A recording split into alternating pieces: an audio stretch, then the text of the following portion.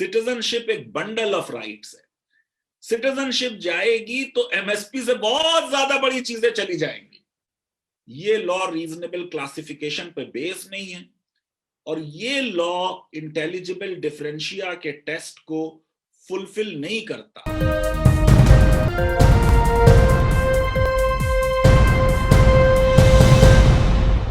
NRC एक internal matter है और बांग्लादेश में भी जाके ये बात कही है, तो इसका मतलब ये कि भारत की सरकार इनको पुश बैक करने में कोई सीरियस नहीं है। अच्छा, अब अगर ये पुश बैक इंटेंशन नहीं है कि साहब इतने ज्यादा विदेशी आ गए हैं, उनको हमें उनके कंट्री में वापस भेजना है, कि वो कंट्री कब एक्सेप्ट करेगा? जब इनका कोई लिंक, कोई सबूत उस कंट्री में मिले।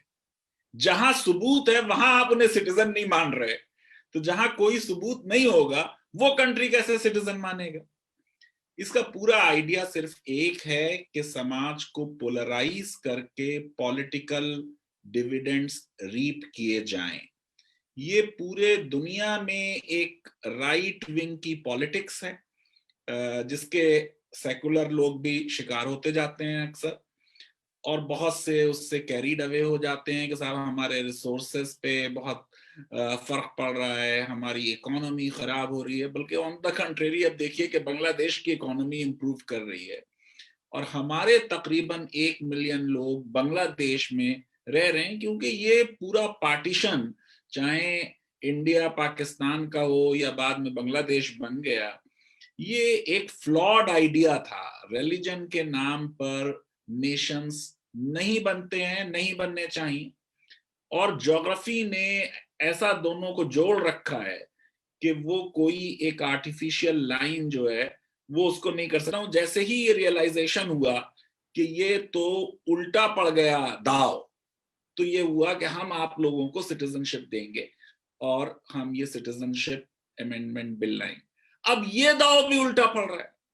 ये इसलिए उल्टा पड़ रहा है कि नॉर्थ ईस्ट के लोगों को हिंदुओं और मुसलमानों से मतलब नहीं है, वहां लैंग्वेज का इशू है। तो इस सिटीजनशिप जो है वो एक स्टेट सेंट्रिक कंसेप्ट है। सिटीजनशिप लोगों की स्टेट से रिलेशनशिप, स्टेट एम्बेडेड कंसेप्ट है। यानी स्टेट जो है वो हमें अपना एक टैग देती है, पासपोर्ट जो है वो उसका लाइसेंस है, और फिर स्टेट हमारी एक तरीके से सर्विलियंस भी करती है, किस कंट्री में हम जाएंगे, कब जाएंगे, किसका वीजा लिया, किसका नहीं लिया, ये सब स्टेट को पता होता है। तो ये वो आइडिया है जो बहुत लोगों के माइंड में सिटीजनशिप के बारे में है और जो सिटीजनशिप का एक डोमिनेंट आइडिया है। लेकिन तमाम देश के नागरिक जो हैं उन्होंने इस लॉ का विरोध किया। शाहीन बाग की भी औरतें ये कह रही थी हमारे पास सारे डॉक्यूमेंट हैं, हम अपने लिए नहीं बैठे हैं, हम उनके लिए बैठे हैं जिनके पास डॉक्यूमेंट नहीं हो। आप सोचिए कि जिस वक्त कॉन्स्टिट्यूशन बन रहा है, अंबेडकर ने कहा मुझे किसी आर्टिकल से इतनी प्रॉब्लम नहीं हुई जितनी आर्टिकल 5 से। लॉ को बने 1 साल हो गया, 1 साल में उसके रूल्स नहीं नोटिफाई हुए। लॉ बनाया जा रहा था इस रीजन से कि रिलीजियस परसिक्यूशन हो रहा है 3 कंट्रीज में, पाकिस्तान, बांग्लादेश और अफगानिस्तान में। क्वेश्चन ये है कि फिर रिलीजियस परसिक्यूशन शब्द तो आए, सिटीजनशिप अमेंडमेंट एक्ट में यही शब्द जो पूरी बुनियाद थी इस लॉ की वो मिसिंग। अब एज अ कॉन्स्टिट्यूशनलिस्ट इस लॉ के बारे में आपने कहा 147 पेटिशंस हैं, अनफॉर्चुनेटली सुप्रीम कोर्ट ने उन्हें नहीं सुना, बट मुझे बड़ी खुशी है कि शायद फार्मर्स की जो पेटिशंस हैं, फार्म लॉस की कॉन्स्टिट्यूशनैलिटी की, शायद ये जल्दी सुन ली जाएं।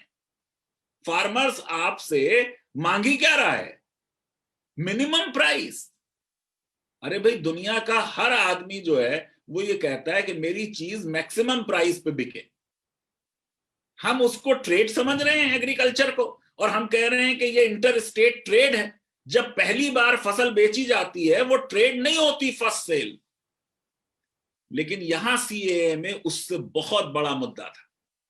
सिटीजनशिप एक बंडल ऑफ राइट्स है। सिटीजनशिप जाएगी तो एमएसपी से बहुत ज्यादा बड़ी चीजें चली जाएंगी।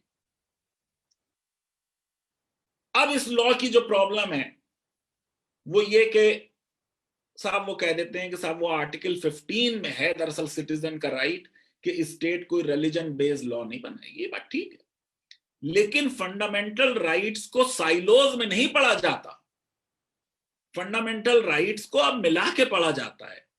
तो 14 और 15 को मिला के पढ़ा जाएगा। रीजनेबल क्लासिफिकेशन कैसे साहब पार्टीशन के बेसिस पे किया, तो अफगानिस्तान का तो देश से पार्टीशन नहीं हुआ था, तो यानी ये क्लासिफिकेशन गलत है। अगर रिलीजियस परसिक्यूशन शर्त है तो कम से कम इन 3 देशों के सारे रिलीजियसली परसिक्यूटेड लोगों को सिटीजनशिप मिलनी चाहिए या एलिजिबल होने चाहिए।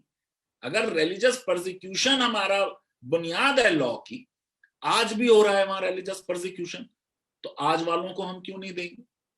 भूटान में भी हो रहा है ईसाइयों का, तमिलनाडु उसका हो रहा है, श्रीलंका में, हम उनको नहीं देंगे। तो ये रीजनेबल क्लासिफिकेशन नहीं माना जाएगा अगर हम ये कहें कि काले बाले वालों को देंगे और ग्रे बाल वालों को नहीं देंगे, तो ये आर्बिट्रेरी क्लासिफिकेशन। सुप्रीम कोर्ट ने ट्रिपल डिवोर्स को इसलिए स्ट्राइक डाउन किया था कि उन्होंने कहा ये आर्बिट्रेरी है कि अचानक in a spot of moment matrimonial relationship without efforts of reconciliation तोड़ दी जाए।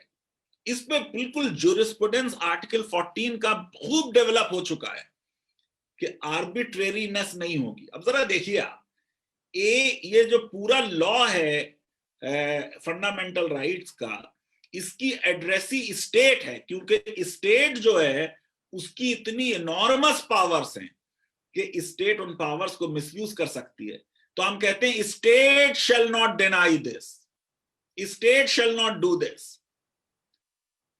ट्रिपल डिवोर्स में ऑर्डिनरी सिटीजन की पावर ली जा रही है, अगर वो पावर है, मेरा तो ख्याल है वो पावर है नहीं, वो थी नहीं कभी इन द फर्स्ट प्लेस, वो तो रॉन्ग इंटरप्रिटेशन है लॉ का। लेकिन I am not going into Islamic law debate.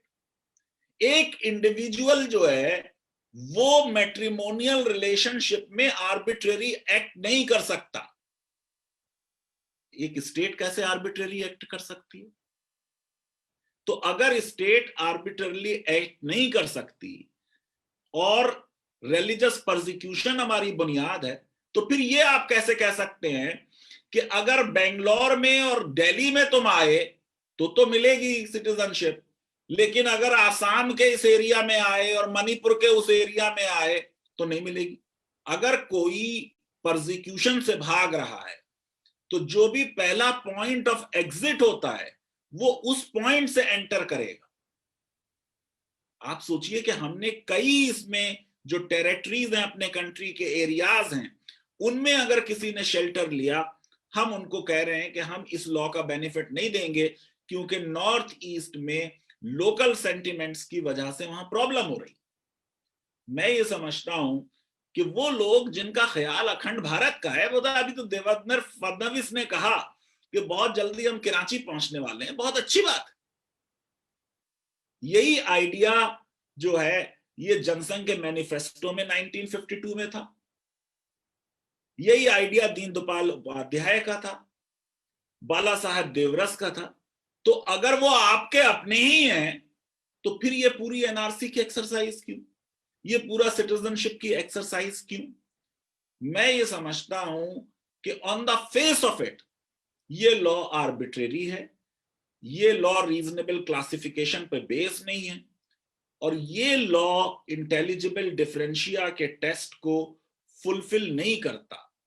More over, जैसे अभी आपने बात की, अगर डिटरमिन भी हो जाए कि इस 19 लाख में से 5 लाख 6 लाख लोग भारत के सिटीजन नहीं, जब उनको आप भेज नहीं सकते तो फिर उनको डिटेंशन सेंटर में नहीं रख सकते। सभी अहम खबरों के लिए न्यूज़ MX को सब्सक्राइब करें, साथ ही बेल आइकॉन को जरूर दबाएं। लाइक, शेयर, कमेंट करना ना भूलें।